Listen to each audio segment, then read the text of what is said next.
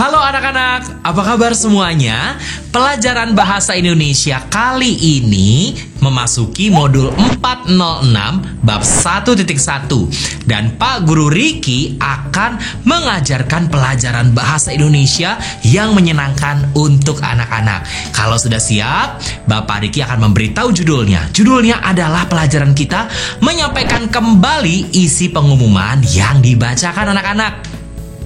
Tujuan pembelajarannya supaya anak-anak dapat mendengarkan dengan seksama isi sebuah pengumuman.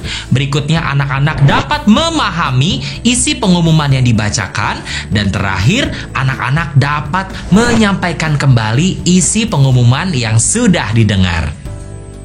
Lalu kosakata yang akan kita pelajari hari ini apa saja ya? Kosakata baru atau kata-kata baru yang akan kita pelajari hari ini adalah pengumuman. Pengumuman. Artinya pengumuman adalah informasi yang disampaikan kepada orang banyak. Berikutnya efisien. Efisien itu artinya mengerjakan sesuatu dengan tidak membuang-buang waktu, tenaga, dan biaya. Berikutnya ilustrasi. Ilustrasi artinya gambaran atau penjelasan anak-anak. Dan berikutnya ada media. Media adalah alat komunikasi seperti koran, majalah, radio, televisi, film, poster, dan spanduk. Lalu berikutnya lisan. Lisan itu adalah kata-kata yang diucapkan. Lalu ada kata-kata lain nih yang kita pelajari juga anak-anak, yaitu pihak. Pihak adalah orang atau golongan anak-anak. Lalu aula. Aula adalah ruangan di satu gedung yang digunakan untuk perkumpulan atau aktivitas bersama.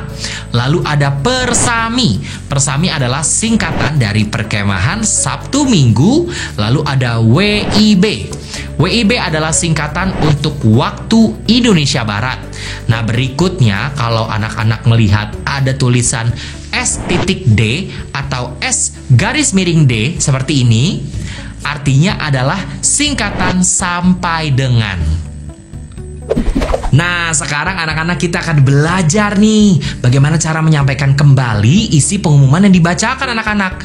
Nah, sebetulnya apa sih yang dimaksud dengan pengumuman? Tadi Pak Guru Riki sempat menceritakan sedikit arti dari pengumuman ya. Jadi pengumuman adalah informasi yang disampaikan kepada orang banyak anak-anak.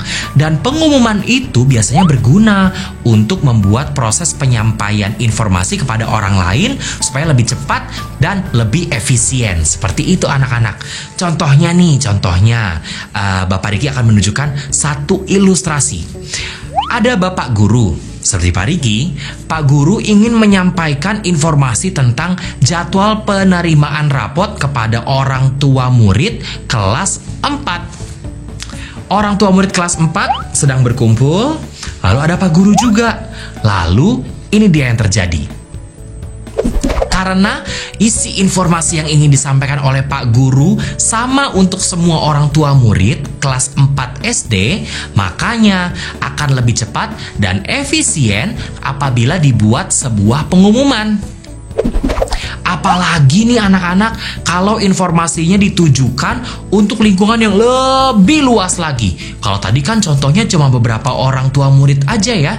Kalau lingkungannya lebih luas lagi, wah berarti pengumuman akan jadi sesuatu yang sangat efisien. Apalagi kalau informasi untuk masyarakat luas anak-anak. Tidak memungkinkan apabila informasi tersebut disampaikan secara pribadi atau satu persatu. Karena wah sampai kapan nanti waktunya akan selesai kan ya. Dan pengumuman anak-anak dapat disampaikan secara lisan atau melalui berbagai macam media. Contohnya papan pengumuman, radio, televisi, dan juga media cetak. Nah, ada hal-hal yang harus diperhatikan anak-anak dari sebuah pengumuman. Yang pertama adalah pihak yang diberi pengumuman atau orang-orang yang kita akan berikan pengumumannya. Berikutnya adalah isi dari pengumuman, itu juga penting. Dan yang terakhir, pihak yang mengeluarkan pengumuman. Dan ada 3 hal nih anak-anak yang penting dalam sebuah pengumuman. Yang pertama kita lihat di bagian atas adalah pihak yang diberi pengumuman. Lalu berikutnya di bagian kedua di tengah isi pengumuman.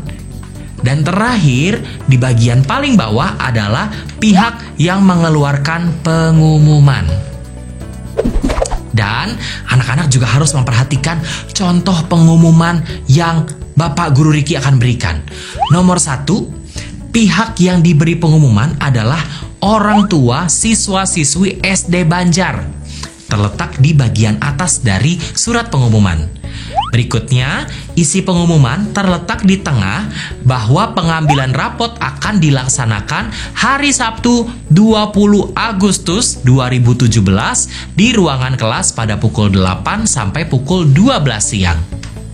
Berikutnya anak-anak, untuk bagian terakhir adalah pihak yang mengeluarkan pengumuman yaitu Kepala Sekolah SD Banjar.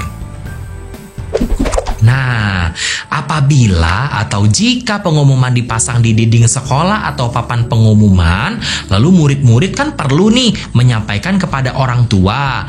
Maka ada 2 cara penyampaian yang dapat dilakukan anak-anak. Yang pertama, penyampaian secara lisan.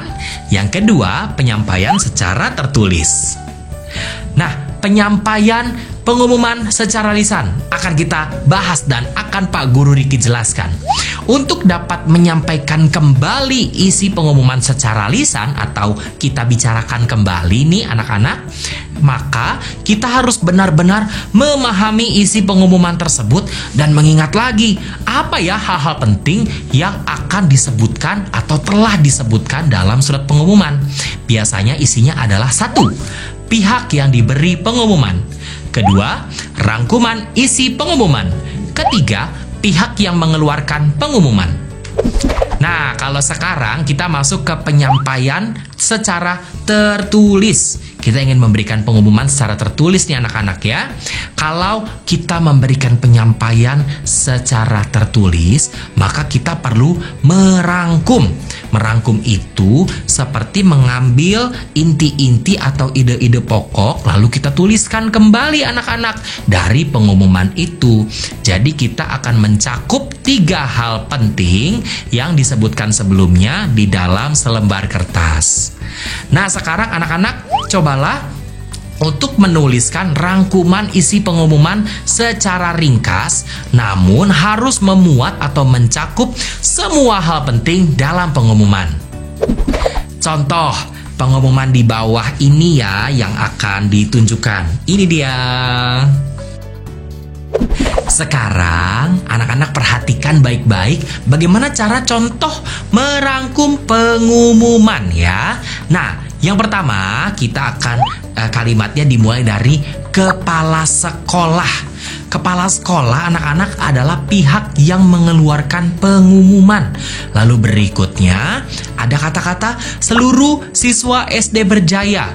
Seluruh siswa SD Berjaya adalah pihak yang diberi pengumuman. Betul sekali. Lalu isi dari pengumumannya apa nih anak-anak?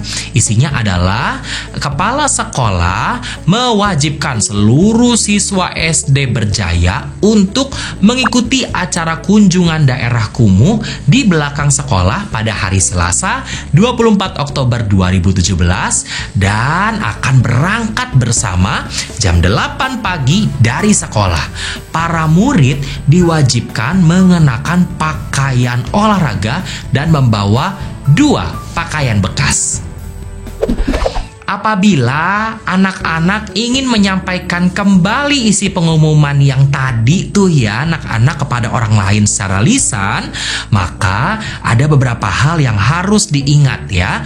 Rangkuman dari pengumuman itu harus disampaikan dengan suara yang jelas dan juga intonasi yang benar.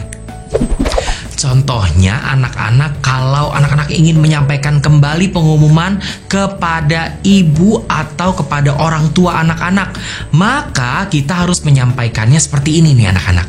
Ibu, tadi ada pengumuman di sekolah. Kepala sekolah mewajibkan semua siswa SD Berjaya untuk mengikuti acara kunjungan daerah kumuh ibu di belakang sekolah pada hari Selasa 24 Oktober 2017 ibu.